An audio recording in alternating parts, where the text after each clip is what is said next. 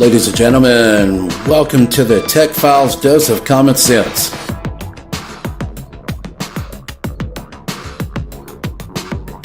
If common sense is supposed to be so common, how come it seems like no damn body has it?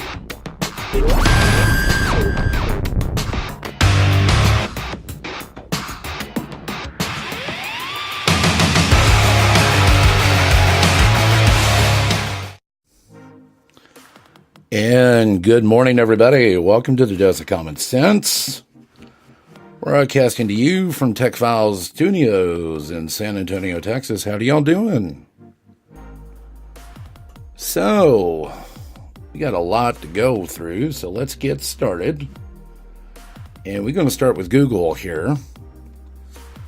Google has now approved the Galaxy S8 and the Galaxy S8 Plus for Daydream VR. The rollout has begun, and they promise to support 11 phones for the Daydream VR before the end of the year. Now, Daydream VR is supposed to be on par with the HTC Vive's VR engine, and supposed to be close to what you would get on VR on the Oculus Rift. I'm not so certain about that particular claim, but we'll go with that for the time being.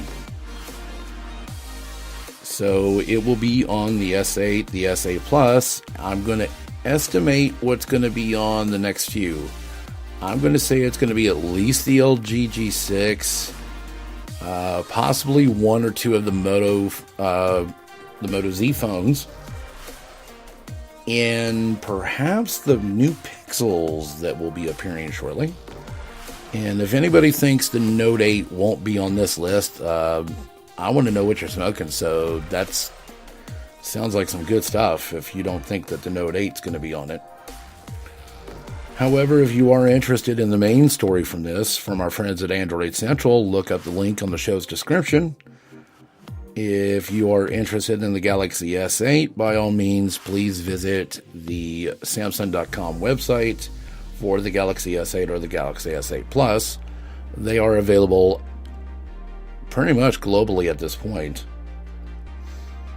Speaking of Google, the original Pixel has gone down to $5 a month. Now, before you say, oh my god, that's a great deal, let's go now to do it. Well, first off, depending on what time you're doing this, Verizon may be closed where you're at. And you may not have a Verizon in your country. I know a lot of my international users don't have that, thankfully. But it is only $5 a month with a trade-in. And I'm going to guess it isn't any such trade-in. It's probably going to have to do with relatively high-end devices. For those of you interested in the story, of course, go to the link on the show's description page. And if you're interested in Verizon in particular, please visit the website at verizon.com. Now, speaking of things that are a little bit unbelievable, and we're going to go to the iPhone momentarily. So, Apple appears to, and I'm almost certain this is going to end up being appealed, to say the least. They have been ordered to pay $506 million to the University of Wisconsin for patent infringing. Now, this is an old case for those of you who have even bothered to keep up with this particular story. This has to do mainly with the A7 and A8 chips. Basically, what occurred was University of Wisconsin had developed prediction technology on a microchip, basically to anticipate a user's next action on their phone.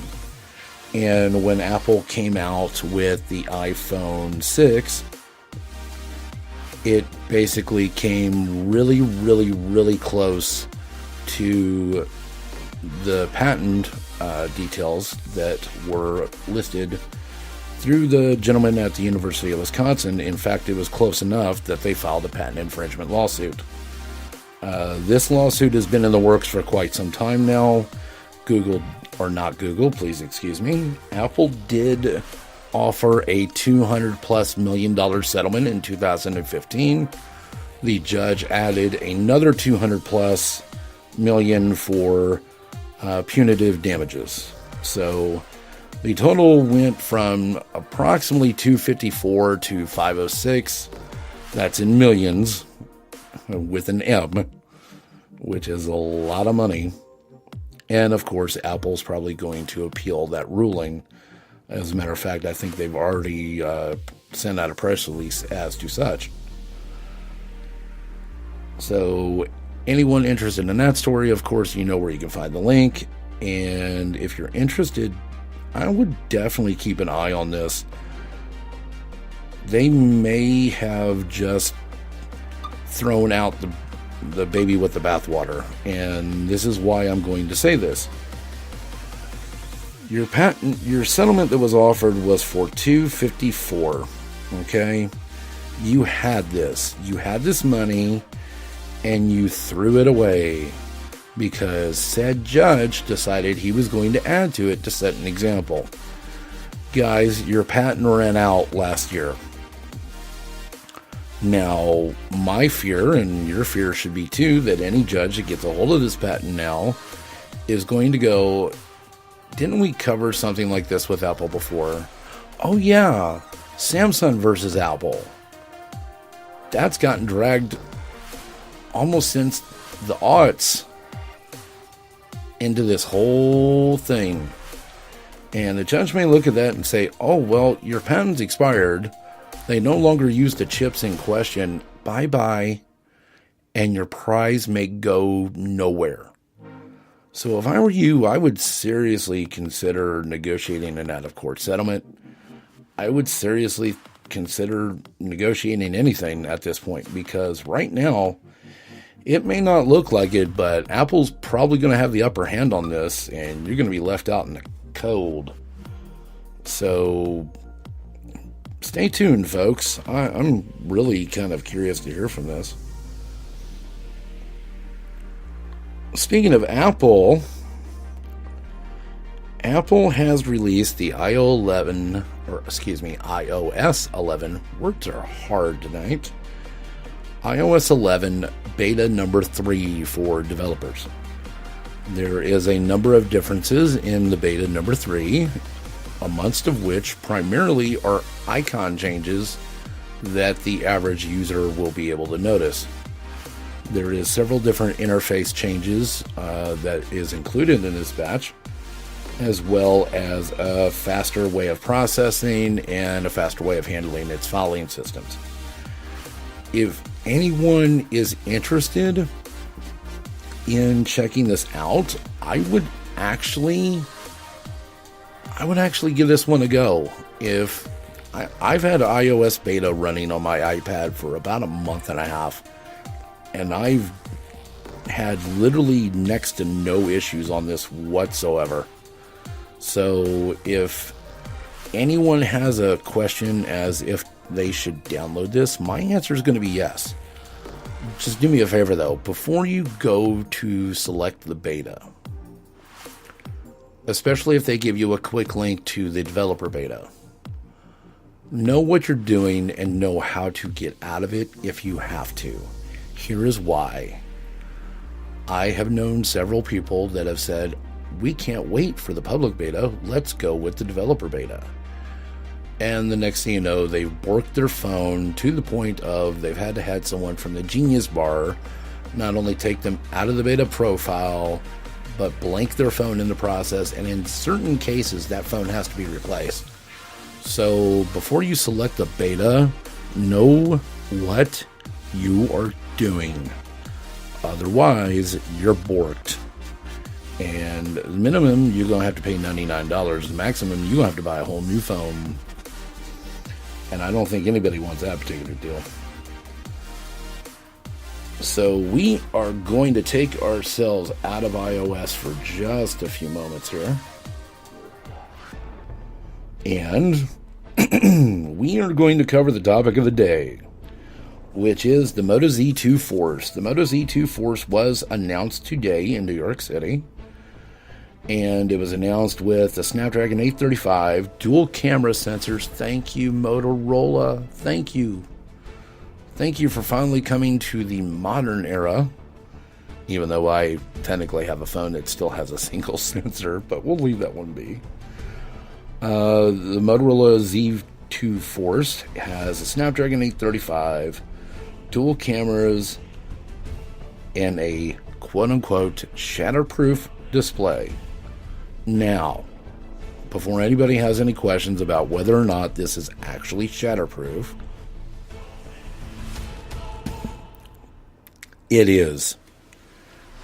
And here's how I know this. I have seen one of these suckers thrown 9 feet across the room onto hardwood, onto tile. There's a video of the last generation being literally thrown around by Michael Fisher. And you may scratch this thing, you won't shatter it. And there is a replaceable top on the thing to start with, that if you need to have the top part replaced, they'll send you a replacement unit. It's basically like a screen with a tempered glass shield. That's all it is.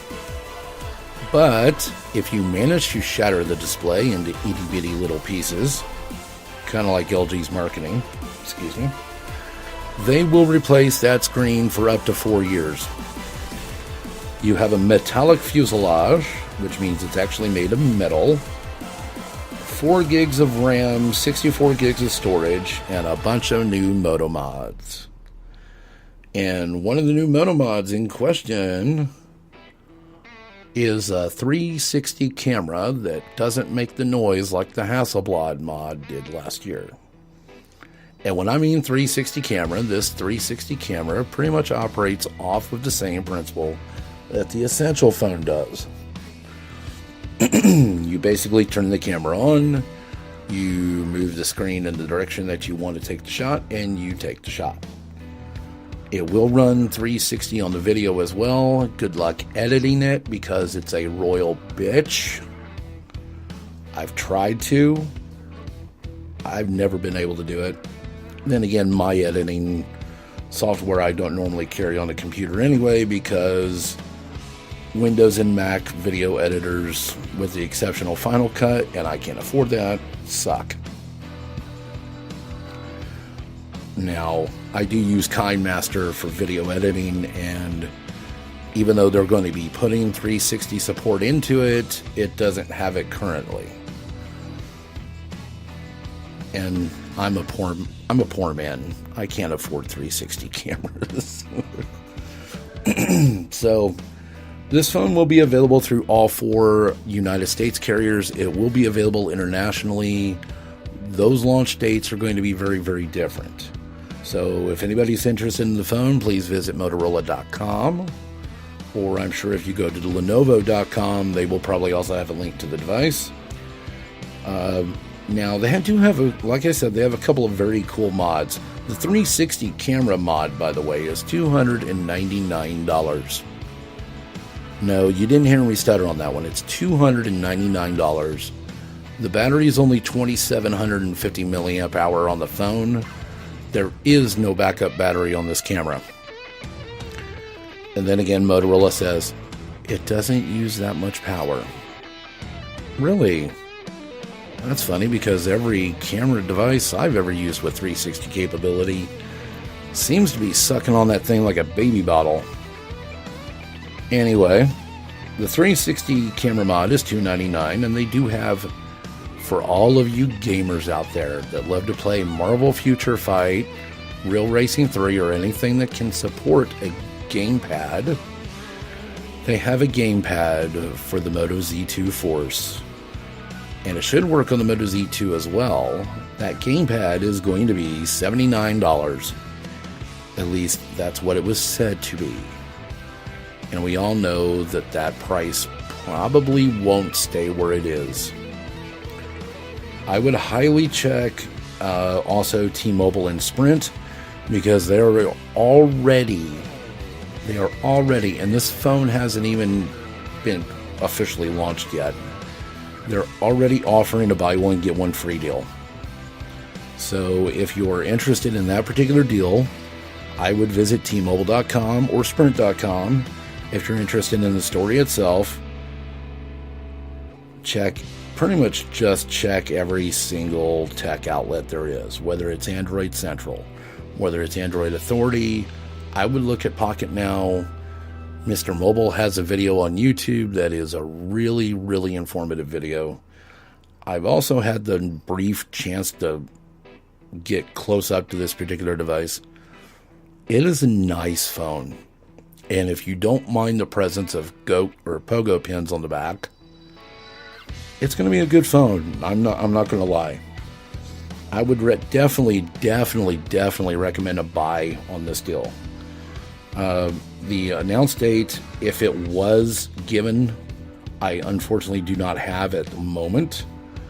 But check Motorola.com. They will give you that information. So, if you're interested in the particular phone on the pre-order itself, though, check T-Mobile and Sprint's websites. They will give you that information. And here we go, because we're about to take this particular train off the tracks for a minute. Yep, train just went off the tracks. All right. So, this is going to come from the You Must Be High file. And we have two really, really good ones. The first one comes from the President of the United States. Mr. Donald J. Trump, our 45th President of the United States.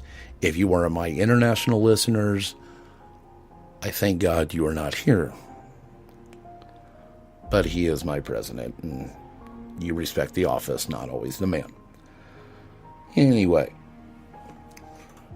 Donald J. Trump made the statement that Apple will be building 3 big, wonderful plants in the United States.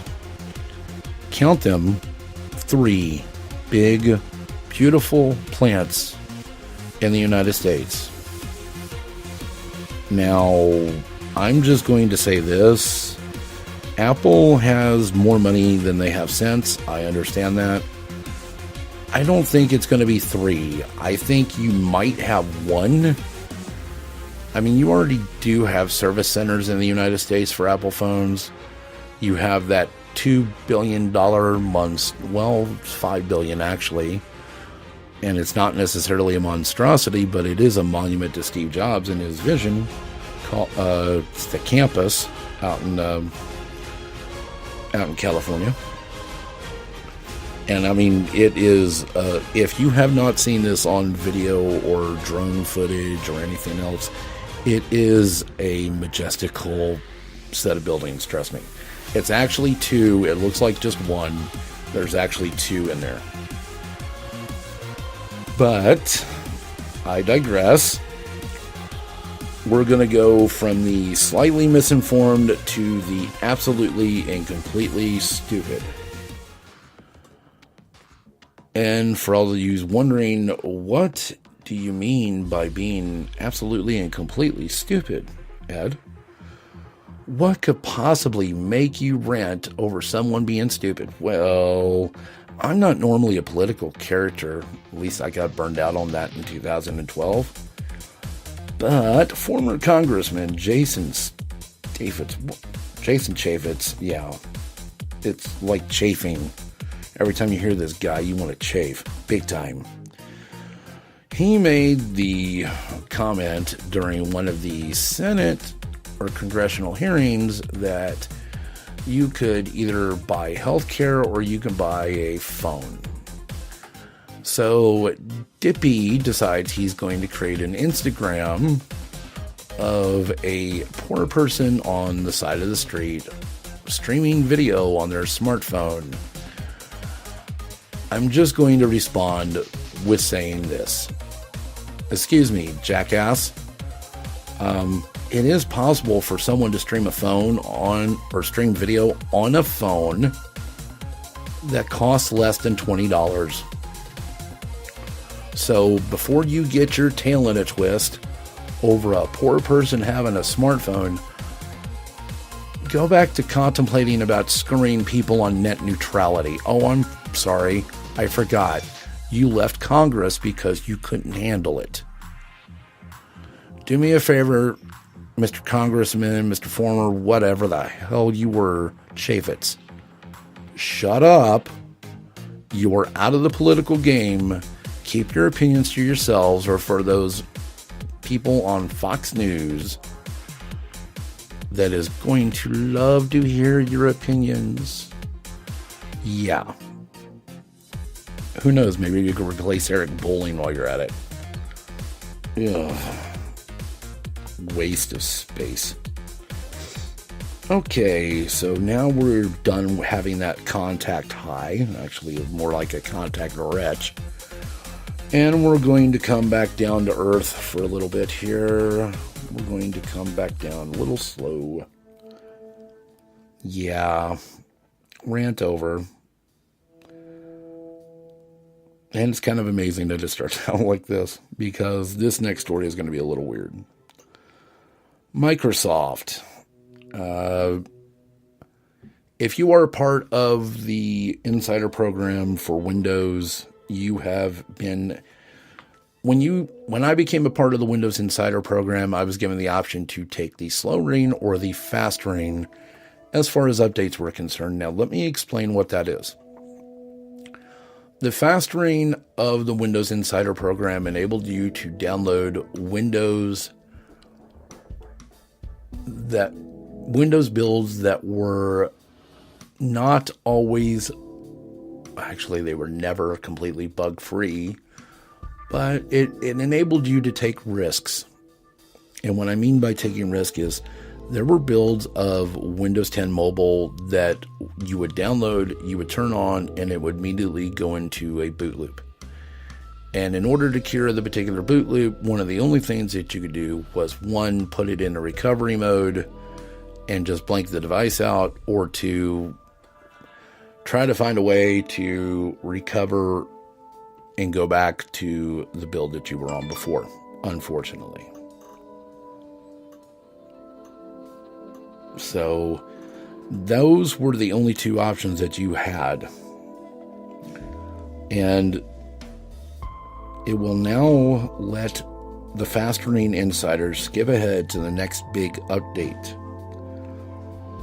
Now, for those of you who are adventurous and you want to skip ahead to this next big update, considering I spoke last night about Windows being out of beta test after 2.5 years, which was ridiculous in itself, go ahead and check the story that is linked in the show's description.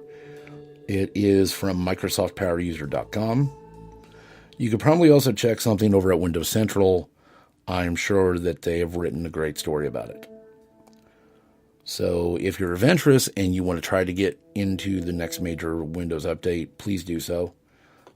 I would encourage it, but I would also, like I said before you knowingly go down this path, know what happens when something goes wrong. When you do that, then you'll be able to take that beta with a little bit more confidence. And honestly, if Windows is your main daily driver phone, which it is for quite a few people still, I would say don't do it. Wait until the update comes naturally, or take the slow ring for that matter. The slow ring guarantees that you're going to get mainly bug-free updates. It's not going to be as fast as you're used to it being, but if you take the bug-free update on the slow ring, you will have fewer problems along the way. So there is that. I'm going to take a little bit of a break from the smartphone side of the industry for a moment. Razer is bringing noise, at least that's what is discussed here, thanks to Windows Central, with the new Tiamat gaming headset. This is a version 2. The original device wasn't much different than this. The gaming headset has 7.1 surround sound with 2.0 stereo capabilities. Now, it also has, and this is what is completely different, it has 7.1 surround sound with a pass-through switch. So if you're gaming and you have something that's piping through your ears and you have to take off your headset for any particular reason, but you still want to hear the sound in the game, you can hit the pass-through switch and use your speakers as the monitors, in a manner of speaking. This actually looks like a very awesome headset. They have not released a price as far as I know. So if this is something that you would be interested in, I would check out Razer.com. And if it's available for ordering, go ahead and do it. If you want the gaming headset, but you're not quite sure about the pass-through switch, you could actually probably get the regular Tiamat and you would be just fine. I have actually come to one conclusion about this entire thing with audio, but I'm going to wait for a second until I give the remainder of this story. The Tiamat version 1 gaming headset has been available for a while and has gotten quite a lot of praise from tech outlets, gaming outlets, so on and so forth. I know a few people that use it personally. It's not a cheap headset, folks. It does have noise canceling. So if this is something that it interests you and this is something that you want to try, it's a good headset. I wouldn't hesitate spending money on it. Unfortunately, I'm not in a place where I can right now. Like I said, I'll let you know about that in a minute. So, by all means, the story is in the show's description, and if you're interested in the headset in particular, check out Razer.com. Now, the next story is a good one, and that is going to be Google's Trusted Contacts application. Now, Google's Trusted Contacts application has been available on Android for a while. I'm talking months. And it's not really that hard of an app to use. And part of this actually goes all the way back to Latitude. Latitude was a software application that Google had out, I would almost say 2011, something like that. And as a part of Latitude, you were able to track certain people wherever they were at. And it was a nice app to have. Unfortunately, Latitudes was only so reliable, and it had a little bit of controversy because sometimes people didn't want to be tracked, and eventually the application got killed, of course. Map applications since then have not included that. Now, with Trusted Contacts, you can select who receives this information, such as if you are gone somewhere and your family's kind of curious as to if you're safe or anything like that, or you're running a little bit late and people get concerned, they'll ask you if you want to share your GPS signal. It is entirely voluntary whether or not you want to do this. You are not stuck with doing it. You can even refuse doing it. And that part alone takes the creepiness out of it. It's basically Trusted Contacts. Anyone you want to have location signals, you can give that permission. I have it installed on my Android. I hesitate to install it on iOS because I don't know how much longer I'll be using this version of the software. And I want to give it time to get out of its not first generation, but its first creation on iOS before I jump into it. Because as we know, all things that work on iOS don't work the same way on Android, and vice versa. And there you have it. If you're interested in Google's Trusted Contacts application and you have an iOS phone, I would go to the App Store, read it all before you download it, please. For those of you on Gmail already, you are pretty much informed as to how it works. For those of you who are not familiar with Google and how they work, I would read this very carefully. And if you don't have a Gmail account, I wouldn't even get it at all. And there will be that. That will happen on occasion. Now, this is where I go off in this tangent for a minute. I was talking to you about audio and the new Tiamat V2 gaming headset. Now, people are wondering why I'm talking about gaming headsets. Well, that's technically it's mobile technology, because technically you can also use those headsets anywhere you want to. And what I had wished, I always trust myself to do the research that I was supposed to do, whether it be in school or work or even for this. So, as you might have known, those of you that follow me on Twitter, I've had audio issues, well, 3 different times with using the same microphone. I've been a Blue Yeti fan for years, and I used the same Blue Yeti up to a certain point, and it had admittedly sit for a bit.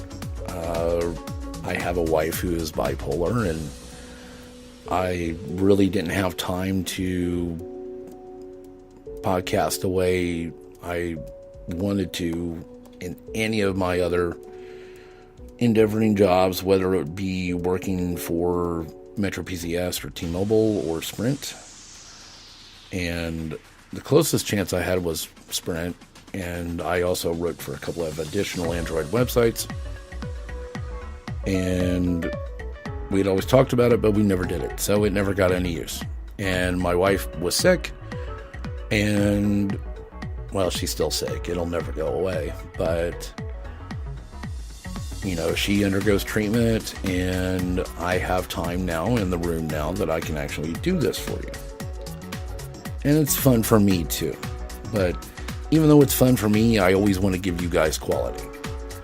So I had an opportunity. Either I could get another Blue microphone, or I could get a microphone of another brand. Honestly, I wish I had checked other brands before I went and picked up another Yeti. Here's the reason for it. The Yeti has a very, very, very somewhat of a low noise floor. The sensor on it is, let's just say, sensitive. And in order to use this properly, you have to have an EQ, or you have to have noise reduction built into the software. Here's the issue that I have. It does not have noise suppression. None of the applications that I use for getting my podcast going have a noise suppression in it. So I'm pretty much stuck with what I have. And unfortunately, when your microphone goes out and you are like 6 o'clock at night and you are scheduled to do a podcast that evening, you don't have a whole lot of time to go searching. You pretty much have to go where you're at. And up until a certain point, I've had a little bit of flexibility in what I wanted to spend up until this last job. And this last job, and look, before anybody says, we don't care, you need to know a little bit of background, which could explain a few things. I am actually supposed to be working back for a store shortly, but in order for me to work back there, it needs to have its authorizations to open. And if it doesn't have all the equipment that it's supposed to have, therefore it don't open. By the way, anybody that's concerned, I do work for a great bunch of people, and they will be mentioned from time to time here. By the way, if you're listening, thank you, Larry Smith. But in the meantime, until I start getting income for that, because technically I do this for a hobby. If this eventually earns me money, fine. But money is not why I do this. The reason I do this is because I like to do this, and it's because I feel like this is a public service to do this. I don't do it for the money. I don't do it for the recognition. If that's why, if anybody goes into podcasting thinking that, hey, I'll be famous or I'll no.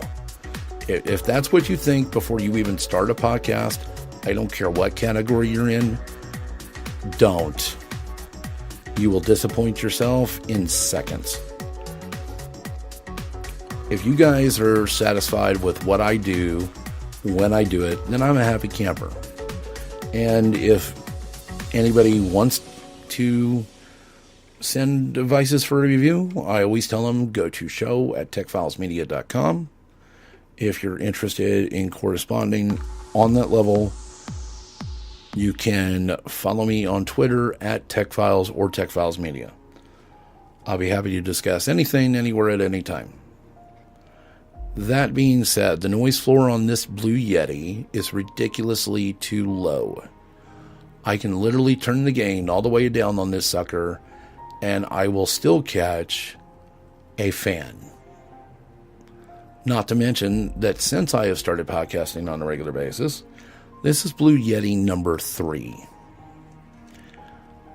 And I don't know what is causing it, but I'm starting to get a small indication.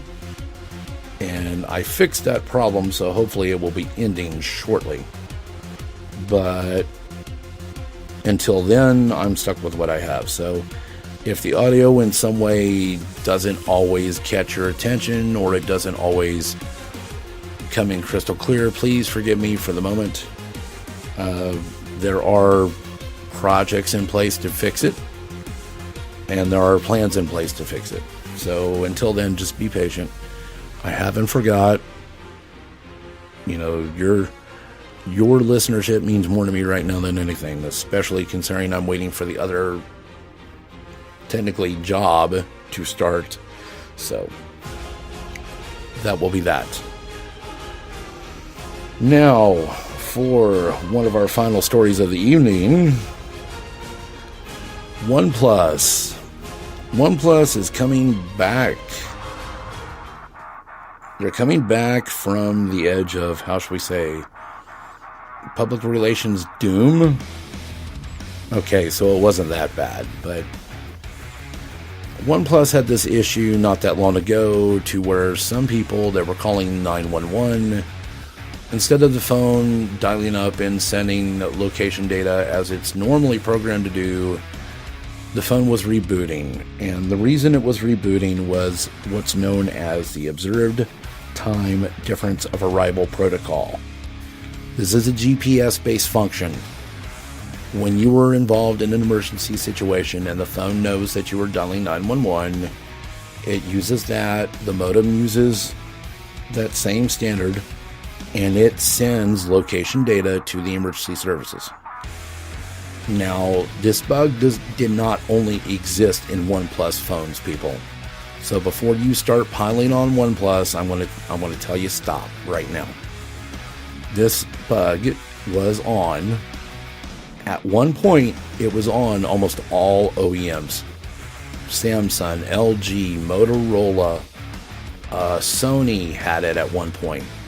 Come to find out, there's actually a small bug every once in a while that will show up. Of all places, it will show up in a Qualcomm chip. OnePlus worked with Qualcomm. They came out with a fix. The fix is now global. So if you are one that still has that bug, send for an update. I am almost certain that the fix will be in the update, and you will not have that problem anymore. And as far as the jelly display is concerned, keep gelling. And there's no sense for anyone to pile on to something that was an innocent mistake. Now, we're going to cover back over this briefly. Jason Chaffetz pretty much stumbles and steps on something with golf shoes. Donald Trump has triple vision when he sees apple plants. The Moto Z2 has a Snapdragon 835 with a dual camera sensor. Thank you. Several new motor mods are coming this way, along with a 5.5-inch shatterproof display. The display, by the way, is guaranteed for 4 years. The gamepad is $79. The 360 camera mod is $299.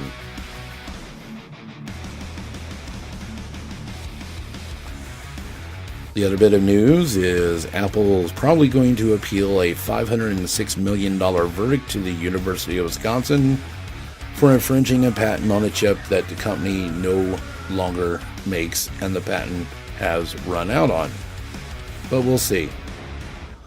Galaxy S8 and Galaxy S8 Plus Daydream VR begins to roll out, and Google promises support on 11 other phones before the end of the year. Also, if you are wanting to go to Verizon, God knows why, if you're wanting to go to Verizon for a very cheap phone, don't go for a cheap phone. Trade your phone in and get a Pixel phone for only $5 a month with trade-in. And one more bit of news. The Nokia 8 flagship, the one that everybody was looking out for. Now, I've heard two different dates. I'm going to go with the last one I heard. The phone will launch on August 16th. Quad HD 5.3-inch display, 64 gigabytes of storage, 6 gigabytes of RAM, and dual SIM card support. And it will also come boasting a 13-megapixel camera as the main shooter, and for some reason, a 16-megapixel camera on the front. That's what I'm reading. They could have been wrong when they wrote the article. Who knows? Other than that, Jason Chaffetz is an idiot. Donald Trump sees triple vision. Microsoft will let fast-ring insiders skip ahead to the next great big Windows update. Be careful before you do this, please. The new Tiamat V2 gaming headset has 7.1 surround sound, 2.0 stereo with a pass-through switch. So yes, if someone's screaming at you and you got your headphones on, you can hit the pass-through switch, have it come out your speakers, and still speak to mom. Google's Trusted Contacts app arrives on iOS. Good if you have Gmail, useless if you don't. iOS Public Beta 3 is out as of right now. Go to apple.com if you want it. I would actually recommend it. I want to give someone a laugh reward for the day, and not in a bad way, but in a good way. And the reason I would do that would be Sprint. Now, this happens from time to time. Cellular carriers make fun of other cellular carriers. AT&T used to make fun of T-Mobile. T-Mobile lit AT&T on fire a few times. That quit. T-Mobile made fun of Verizon. Verizon makes fun of T-Mobile. That seems to simmer down. But Sprint has decided to introduce a marketing campaign, and this one is targeted at Verizon. Go figure. Remember when I said if you're in a glass house, don't throw a stone? Here's where it comes back. Sprint builds a store next to said Verizon store, and they call it twice the price. Now, I don't know if they've really done this, but it's basically an advertisement.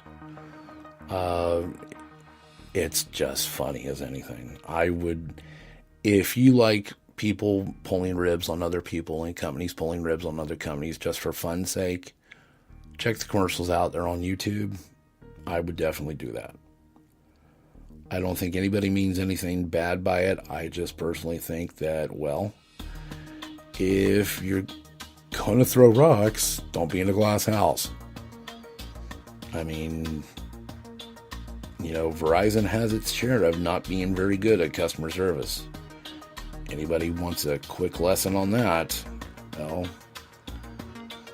you can almost follow any tech podcast and they'll offer you their opinion on it.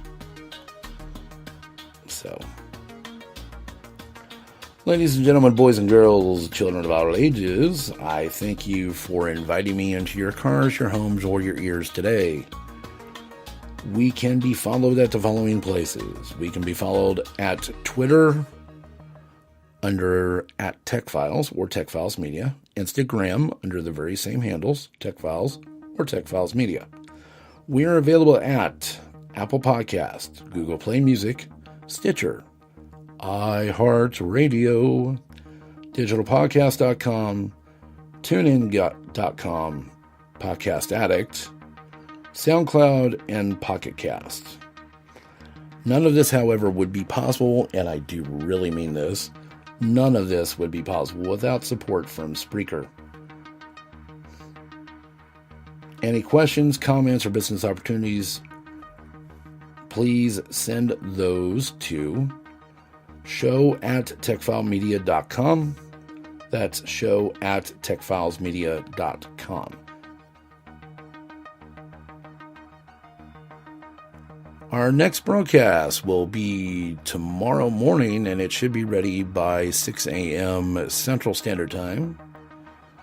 For those of you in Australia, it should be ready for you by about 10 p.m. So there is that.